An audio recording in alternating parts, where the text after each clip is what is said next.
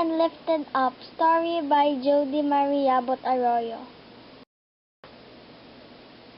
Chapter 1. It was a windy day.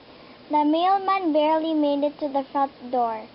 When the door opened, Mrs. Pennington said, "Hello." But before she had a real chance to say thank you, the mail blew out of the mailman's hands into the house and the front door slammed in his face. Mrs. Pennington ran to pick up the mail. "Oh my," she said. Tommy was watching the shutters open, then shut, open, then shut. "Mom," he said, "may I go outside?" "Be careful," she said. "It's so windy today." Tommy crawled down from the window seat and ran to the door. He opened it with a bang. The wind blew fiercely and snatched the newly recovered mail from Mrs. Pennington's hand and blew it even farther into the house. "Oh my," she said again. Tommy ran outside and the door slammed shut.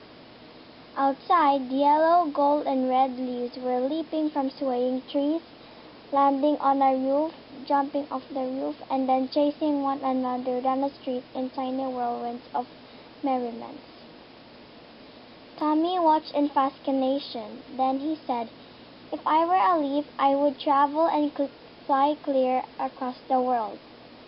Mrs. Pennington came to the front porch and said, "Tommy, here's your jacket.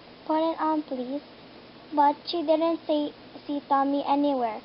Tommy was a leaf, blowing down the streets with the rest of his playmates. The maple leaf came close, touched him, and moved ahead. Tommy met him, brushed against him, and flew down the street.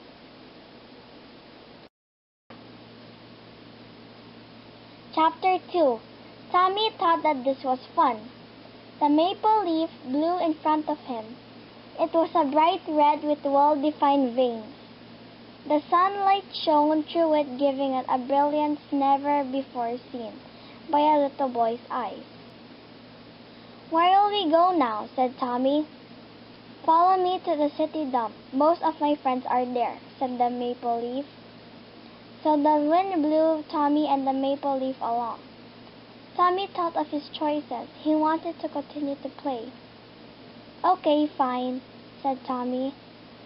The wind shifted and Tommy and the leaf were blown to the direction of the city dump. The old leaf didn't follow. He was blown farther down the block and suddenly lifted up high into the air. "Hey," he called out, "the sights up here. They are spectacular. Come and see."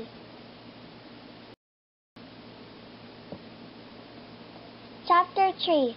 Tommy and the maple leaf ignored him. "I see something. I see the dump," the old leaf cried out. "I see smoke. Come up here. I see fire." "I see nothing," said the maple leaf. Tommy saw the fence that surrounded the city dump.